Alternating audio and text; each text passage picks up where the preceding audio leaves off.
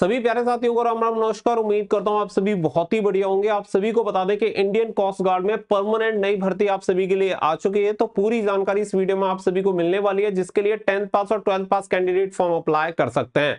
तो पूरी वीडियो को लास्ट तक ध्यान से जरूर देखें। वीडियो पसंद आए वीडियो को लाइक शेयर करके चैनल को सब्सक्राइब कर लें और बेल आइकन पे प्रेस कर लें, ताकि फ्यूचर में आने वाली हर एक अपडेट का नोटिफिकेशन आपको सबसे पहले मिलता रहे। सबसे पहले मैं आप सभी को क्लियर कर देना चाहता हूं कि ये भर्ती आपकी परमानेंट रहती है और ये अग्निवीर स्कीम के अंदर नहीं आती है। तो आगे बढ़ते हैं और पूरी जानकारी आप सभी को इस भर्ती के बारे में देते हैं। तो इसका जो ऑफिशियल नोटिफिकेशन है वो जारी हो चुका है, तो इसके अकॉर्डिंग यहाँ पे इंफॉर्मेशन देख लेते हैं। तो जो आपकी नाविक जीडी की वैकेंसी है, नाविक जीडी की आपको 260 टोटल वैकेंसी देखने के लिए मिल जाएंगी, जिसमें आप देख सकते हैं जोन वाइज आपकी वैकेंसी दी गई है कि नॉर्थ जोन में आपकी 65 वैकेंसी है, वेस्ट जोन में आपकी 53, ईस्ट में आपकी 38 है, साउथ में है आपकी 54 और सेंट्रल जोन में है आपकी 50। ये जोन के अकॉर्डिंग रहती हैं। बाकी का कैटेगरी वाइज आपको हर एक जोन में कितनी कौन सी कैटेगरी में वैकेंसी है वो भी आपको देखने के लिए मिल जाती हैं। इसके अलावा अगर यहाँ पे देखेंगे तो नाविक डीबी यानी डोमेस्टिक ब्रांच में जो आपकी वैकेंसी है वो आप सभी को बताई गई है। तो इसमें टोटल वैकेंसी आपकी 40, यानी सभी जोन में आपकी 40 वैकेंसी रहेंगी।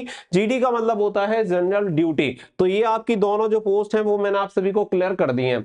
अब इससे आगे बढ़ते हैं। आगे अगर हम बात करें तो एजुकेशन क्वालिफिकेशन आप देख लो कि इसके लिए योग्यता क्या चाहिए। अगर आप अप्लाई करना चाहते हैं नाविक जीडी के लिए, तो नाविक जीडी के लिए आप 12th पास होने चाहिए, यानी कि 12वीं पास होने चाहिए, और आपके पास यहाँ पे मैथ एंड फिजिक्स आपके पास होना चाहिए। यानी कि आपके पास अगर 12th में मैथ एंड फिजिक्स सब्जेक्ट है तो आप अप्लाई कर सकते हैं, अगर नहीं है तो आप अप्लाई नहीं कर सकते हैं जीडी वाली पोस्ट के लिए। तो जीडी का क्वालिफिकेशन कंप्लीट हो गई। इसके अलावा आगे बढ़ते हैं। फिर है आपका नाविक डीबी जो कि डोमेस्टिक ब्रांच होता है। इसके लिए जो क्वालिफिकेशन चाहिए वो सिंपल 10th पास होना चाहिए। यानी कि अगर आपने 10वीं पास कर रखा है, कोई भी सब्जेक्ट है कहीं से भी पास कर रखा है, कोई दिक्कत नहीं है, हर एक 10th पास कैंडिडेट इसके लिए फॉर्म अप्लाई कर सकता है। तो जीडी का और डीवी का दोनों को आपको समझ में आ गया होगा कि क्वालिफिकेशन क्या है। उसके लिए 12th pass with math and physics, इसके लिए 10th पास, सिंपल 10th पास, कोई अलग से क्राइटेरिया इसका नहीं है। आगे बढ़ते हैं। बाकी का यहाँ पे जो भी चीजें हैं वो आप सभी को यहाँ पे बता दिया गया है कि candidate are to fill marks of all subject as mention in there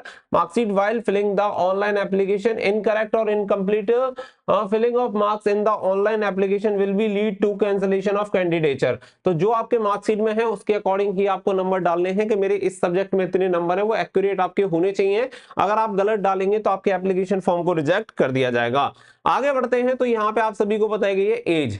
तो एज यहाँ पे देखिए कि मिनिमम जो आपकी एज होनी चाहिए वो होनी चाहिए 18 साल, और मैक्सिमम जो एज होनी चाहिए वो होनी चाहिए आपकी 22 साल। और ये जीडी और डीबी दोनों के लिए सेम एज क्राइटेरिया रहेगा। उम्र की जो गणना की अगर हम बात करें तो 1 सितंबर 2003 से लेके 31 अगस्त 2007 के बीच में अगर आपका जन्म हुआ है, दोनों डेट इसमें इंक्लूड रहेंगी, तो आप इसके लिए आवेदन कर सकते हैं। एकदम से क्लियर है, इसमें किसी को भी डाउट नहीं होना चाहिए। 1 सितंबर 2003 से लेके 31 अगस्त 2007 के बीच में अगर आपका जन्म हुआ है बिना रिजर्वेशन वाली कैटेगरी में, तो आप इसके लिए अप्लाई कर सकते हैं। बाकी का अगर आप एससी या एसटी हैं तो आपको 5 साल का रिलैक्सेशन मिल जाता है, और अगर आप ओबीसी कैंडिडेट हैं तो 3 साल का रिलैक्सेशन मिल जाता है। यानी कि मान के चलो अगर आप ओबीसी कैंडिडेट हैं तो ये यहाँ पे आपको ओबीसी में 3 साल की छूट मिलती है फॉर ओबीसी कैंडिडेट। तो यहाँ पे आप सभी को कितना दे रखा है 2003, तो इसकी जो उम्र की गणना होगी वो कितने से होगी 1 सितंबर 2000 से लेके 31 अगस्त 2007। यानी ये जो डेट है वो तो सभी के लिए सेम रहेगी, लेकिन जो आपका मैक्सिमम वाला क्राइटेरिया है वो आपका कम हो जाएगा। अगर आप एससी एसटी हैं तो कब तक होगी 1998, यानी 1 सितंबर 1998 से लेके 31 अगस्त 2007 तक आप इसके लिए फॉर्म अप्लाई कर सकते हैं। आगे बढ़ते हैं। तो देखो इसके लिए जो हाइट क्राइटेरिया रहता है वो भी आप यहाँ पे समझ लो। आपको बताया गया है कि मिनिमम जो हाइट क्राइटेरिया होना चाहिए 157 सेंटीमीटर यहाँ पे होना चाहिए। बाकी का कुछ ऐसे कैंडिडेट जो अलग मतलब स्टेट वगैरह से आते हैं, जैसे कि आपका अरुणाचल प्रदेश हो गया, नागालैंड हो गया, मिजोरम हो गया, असम हो गया, अगर आपके पास इनके डोमिसाइल है, आप गोरखा हैं या कुमाऊं हैं, उसके लिए आप सभी को 2 सेंटीमीटर तक की छूट मिल जाती है, तो वो भी फॉर्म अप्लाई कर सकते हैं। चेस्ट की अगर हम बात करें तो नॉर्मल क्राइटेरिया नहीं होता है, बस 5 सेंटीमीटर का फुलाव होना चाहिए। यानी कि 75 सेंटीमीटर अगर आपका सीना है तो 80 तक फुलाव होना चाहिए, तब जाके आप इसके लिए फॉर्म अप्लाई कर सकते हैं। और जो आपका वेट होगा वो आपके हाइट के प्रोपोर्शन में होना चाहिए। ये आपका क्राइटेरिया होता है पीएसटी का। आगे बढ़ते हैं तो देखो सबसे पहले आप सभी का जो होता है वो होता है रिटन एग्जामिनेशन, और रिटन एग्जामिनेशन के बाद फिर आपका फिजिकल होता है। तो फिजिकल के बारे में भी अभी आपको बता देंगे, पीएसटी मैंने बता दिया है, ये है आपका रिटन एग्जामिनेशन। तो रिटन एग्जामिनेशन यहाँ पे आप देख सकते हैं दो सेक्शन में आपका ये जो पेपर होता है वो डिवाइड होता है, सेक्शन 1 एंड सेक्शन 2। सबसे पहले मैं बता दूं कि यहाँ पे कोई नेगेटिव मार्किंग नहीं होती है। अगर आप डिटेल ऑफ एग्जामिनेशन देखेंगे तो सेक्शन 1 में आपको मैक्सिमम मार्क्स जो दिए जाते हैं वो 60 मार्क्स दिए जाते हैं।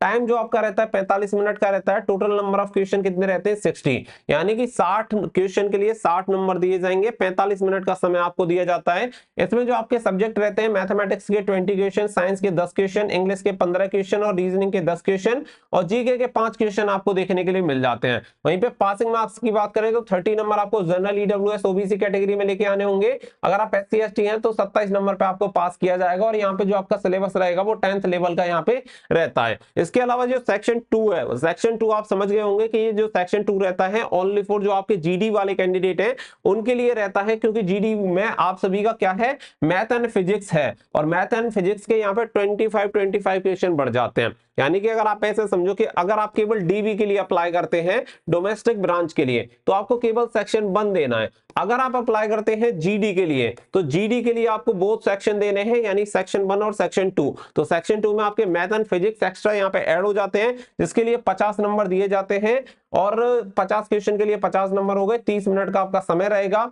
ओबीसी और जनरल और ईडब्ल्यूएस कैटेगरी को 20 नंबर लाने होंगे, और एससी एसटी को 17 नंबर 50 में से लेके आने होते हैं क्वालिफाई करने के लिए। और जो मैथ एंड फिजिक्स का सिलेबस होता है वो क्लास 12th के लेवल का यहाँ पे रहता है। तो ये पॉइंट आपका रिटन एग्जामिनेशन का क्लियर हो गया। बाकी का यहाँ पे सेक्शन वाइज आप सभी को पासिंग मार्क्स बताए गए हैं, जो कि ऑलरेडी मैंने आप सभी को बता दिए हैं। अब यहाँ पे देख सकते हैं जैसे आपका नाविक डीबी हो गया, तो नाविक डीबी में तो केवल सेक्शन 1 होता है, मैंने आपको पहले ही बता दिया है। और नाविक जो जीडी होता है उसमें सेक्शन 1 और सेक्शन 2 होता है। तो नाविक डीबी में केवल जनरल, ईडब्ल्यूएस और ओबीसी को 30 नंबर लाने हैं, और एससी एसटी को 27 नंबर लेके आने हैं, क्वालिफाइंग मार्क्स हैं ये। बाकी का नाविक जीडी की अगर हम बात करें तो दोनों को मिला के आप सभी को अगर जनरल, ईडब्ल्यूएस और ओबीसी है तो 50 नंबर, और अगर एससी एसटी है तो टोटल मिला के 44 नंबर, पहले सेक्शन में 27, दूसरे में 17।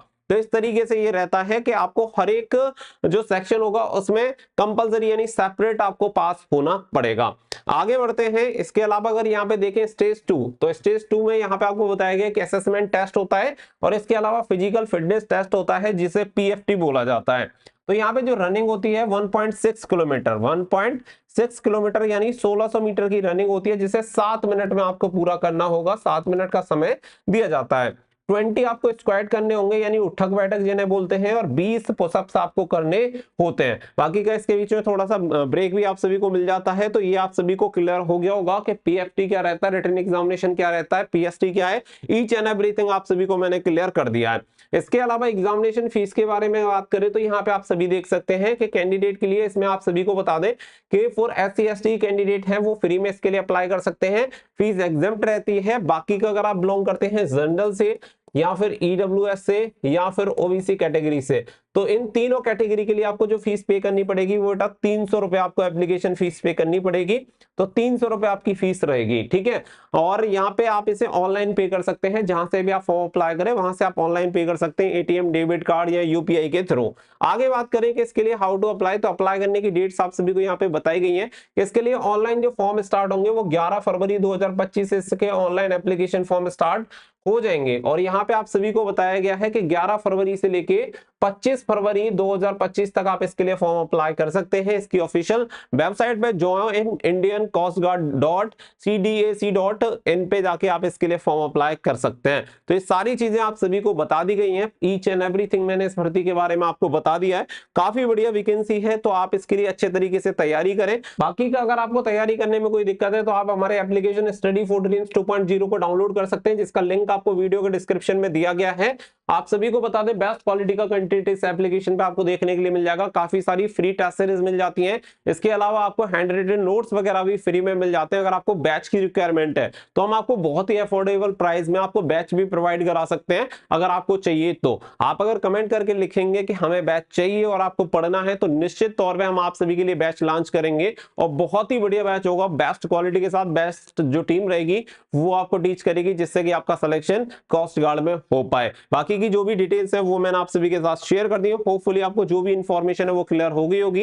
एप्लीकेशन को डाउनलोड कर लेना, आगे की एग्जामिनेशन के लिए आपको काफी हेल्प करेगा। मिलेंगे नेक्स्ट वीडियो में। मिलेंगे नेक्स्ट वीडियो में। फिलहाल के लिए बस इतना ही। So thank you for watching. Jai Hind, जय भारत।